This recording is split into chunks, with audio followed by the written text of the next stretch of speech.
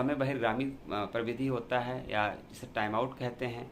इस प्रविधि में अवांछनीय व्यवहार की आवृत्ति में कमी व्यक्ति को उस परिस्थिति से दूर कर कर या हटाकर किया जाता है, जिससे उस तरह का जो व्यवहार है, जो अनडिजायरेबल बिहेवियर है, करने के लिए पर्याप्त उसको जो पुनर्बलन जो मिल रहा था वो मिलना बंद हो जाएगा, क्योंकि पुनर्बलन की मौजूदगी से ही वो जो अनडिजायरेबल बिहेवियर कर रहा था। जैसे एक बच्चा जो है अक्सर वर्ग में अनुशासनहीनता का व्यवहार करता है, बात नहीं मानता, डिसओबिएंट बच्चा है, तो उसे उस वर्ग से हटाकर अनुशासनहीनता को कम किया जा सकता है।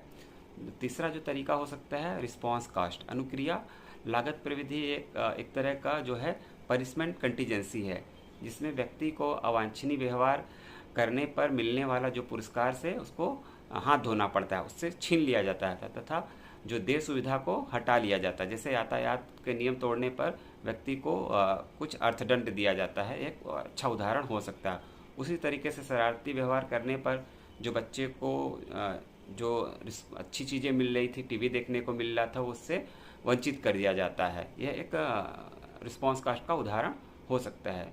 एक और विधि है जिसको बोलते हैं प्रीमैक प्रिंसिपल। प्रीमैक प्रिंसिपल में वांछनीय व्यवहार को व्यक्ति को उससे अधिक आकर्षक व्यवहार करने की छूट देकर पुनर्बलित करने का प्रयास किया जा सकता है। जैसे जब किसी बच्चे को यह कहा जाए कि वह संगीत का पाठ या पूजा करने पर ही उसे खेलने की अनुमति दी जाएगी, तो यह प्रीमैक प्रिंसिपल का उदाहरण होता है। इसे ग्रेडमा प्रिंसिपल के नाम से भी जाना जाता है, ग्रेडमा का नियम के रूप में इसे जाना जाता है।